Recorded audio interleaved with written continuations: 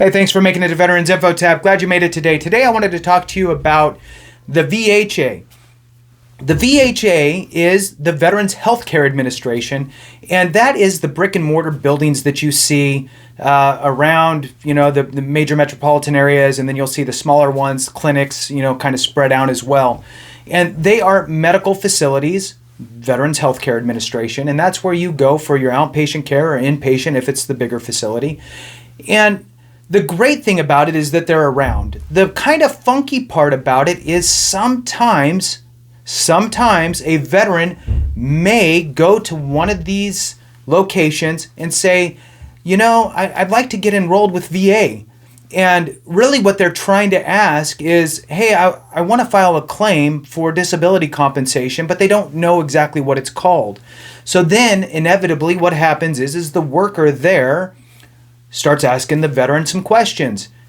They ask them, have you ever been a prisoner of war? Have you received Purple Heart? Have you recently discharged from the military? Do you have a disability with the VA? Are you service connected? What's your income?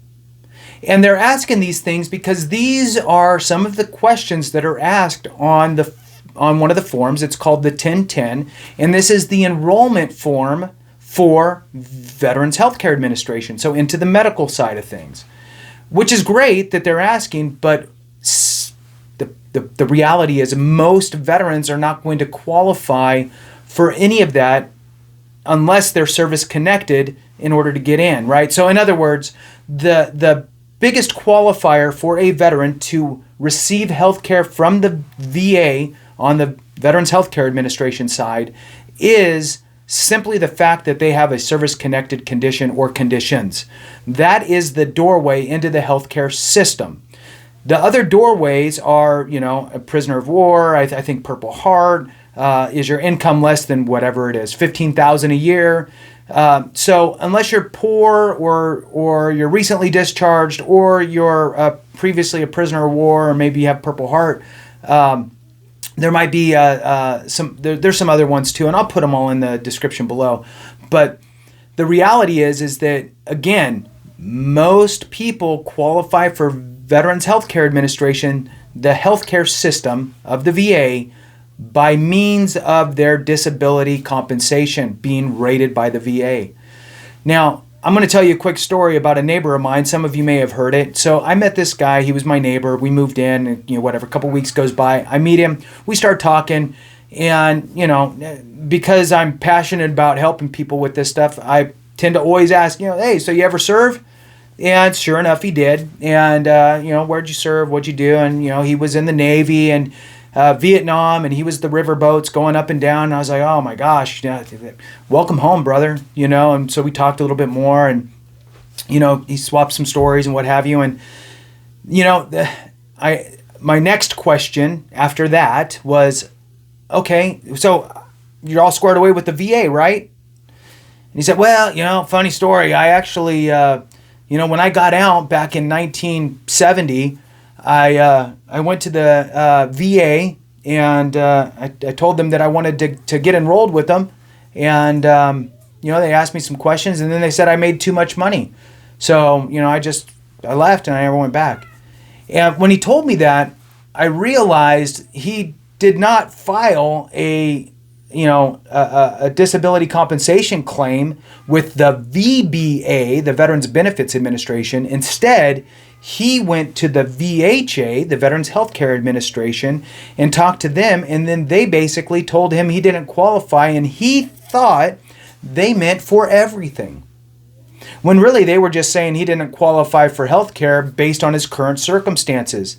Now, the reality is that, in my opinion, the VA Healthcare Administration did him a huge disservice, because what they should have done was, hey, what you should do is go over here and see about filing a claim for any sort of compensation and get him in front of the right people, but they didn't. 50 years then pass, and we meet. And I talked to him, and, at that time there was, still a bunch of presumptives for for Vietnam vets. And so I went over some of the presumptives with him, which he had. And I got him put into the system. We got him all, squared away. He ended up out the gate getting an 80%. Then we turned around and filed for TDIU. So for those that don't know, total disability, individual unemployability. And what that does for the veteran is, even though you're at 80%, you can't work, so they're going to pay you at 100% payment. So he then was receiving 100% payment about a year after his original claim of 80. So, which all of that's great, right? Good ending. But the sad part is he spent 50 years of his life, right, trying to raise a family, making ends meet, all of that stuff, and was, I'm sure had some difficult times. And this would have been not only financially a better option, but also mentally, because there could have been some services that were provided for him along the way. So all of that to say is that, don't confuse the VHA with the VBA, which is the Veterans Benefits Administration, who would be the one you'd file your disability compensation claim with. So important to understand the distinction, because the VHA people, the healthcare people, don't understand the benefits side. A lot of them, unless it's a veteran who actually went through it, right? So don't rely on that. Make sure you're going to the right place for the right thing. In addition to that, there's these types of stories. You could be going to the VA healthcare system for all your care, head to toe. You're getting seen for everything. And one of the doctors tells you, boy, yeah, your whatever condition, service-connected condition, is sure getting worse.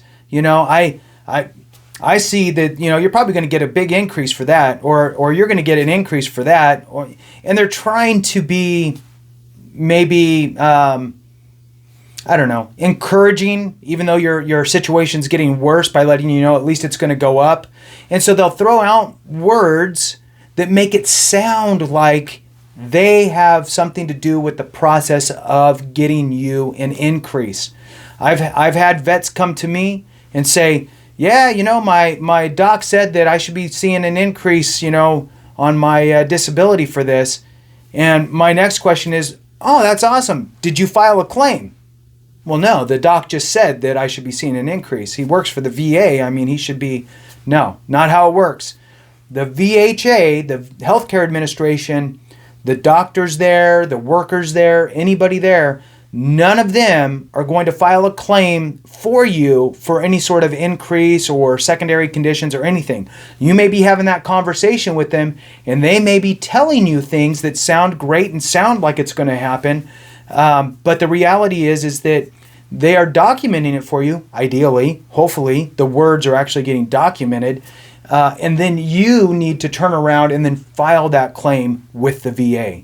So that way it can get processed on the benefits administration side. So with that, I'll go ahead and cut it there. Please, give me a thumbs up, subscribe, share with a friend, all that good stuff. I really appreciate you. Have a good one. And remember, if we don't take care of each other, something went wrong.